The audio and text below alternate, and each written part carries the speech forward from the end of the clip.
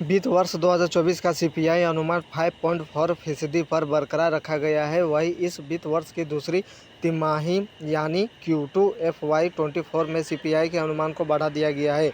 इसमें बढ़ोतरी के अब नया अनुमान 6.4% हो गया है, जो पहले 6.2% था। आपको बता दूं कि RBI monetary Bharatiya reserve bank के गवर्नर शक्तिकांत दास ने शुक्रवार को monetary policy RBI MPC meet का ऐलान करते वक्त कई अहम बातें बताई। आरबीआई की तरफ से रेपो रेट को 6.5% पर बरकरार रखा गया है। इसके अलावा अलग अलग तिमाही के डीजीपी और सीपीआई के अनुमान में कुछ बदलाव जरूर किए हैं। यह बदलाव भी हर तिमाही के लिए नहीं किया गया है।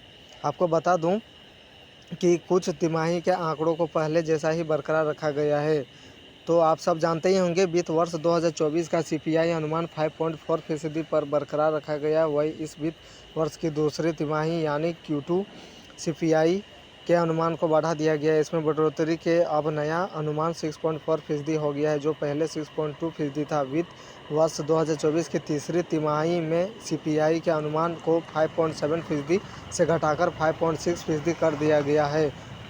वही वित्त वर्ष 2024 की चौथी तिमाही में सीपीआई के अनुमान को 5.2% पर बरकरार रखा गया है। इनके अलावा वित्त वर्ष 2025 की पहली तिमाही में सीपीआई के अनुमान को भी बरकरार रखा गया है। आपको बता दूं कि कंज्यूमर प्राइस इंडेक्स सीपीआई महंगाई के आंकड़ों के दिखाता है। आरबीआई गवर्नर शक्तिकांत दास ने महंगाई को लेकर राहत देने वाली बात कही है। आरबीआई गवर्नर ने अपनी स्पीच में कहा कि सितंबर में महंगाई में कमी आने की उम्मीद है।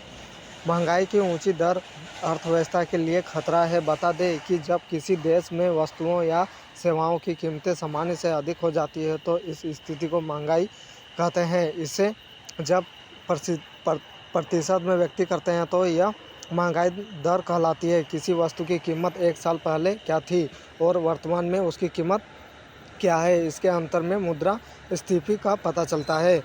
आपको बता दूं कि नया साल बुजुर्गों के लिए खुशखबरी लेकर आ रहा है। नया साल आते ही बुजुर्गों के मोबाइल पर घंटी बजेगी और वह घंटी उनके खाते में पैसा पहुंचने की होगी। इसके लिए डिमांड पत्र समाज कल्याण के स्थानीय स्तर से चला गया। अब नूतन वर्ष आते ही बुजुर्गों के खाते में सीधे 3,000 रुपये पहुँचेंगे। नूतन वर्ष आते ही तमाम त्यौहार है त्योहारी सीजन में बुजुर्गों के खाते में पहुंचा पैसा उनके जरूरी कार्यों में काम आ जाएगा। इसके लिए मुख्यमंत्री योगी आदित्यनाथ ने घोषणा कर दी है।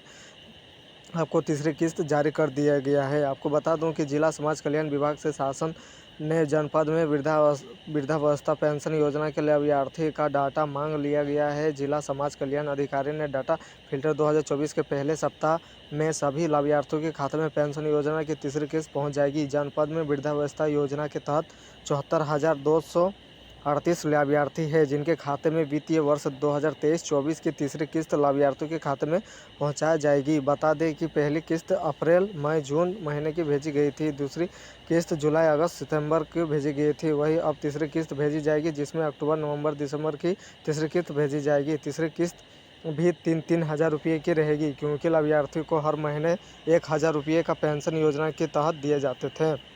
आपको बता दें कि जिला समाज कल्याण अधिकारी राज जन्म ने बताया कि समाज कल्याण विभाग से वृद्धावस्था पेंशन योजना के तहत लाभार्थी को लाभान्वित किया जाता है।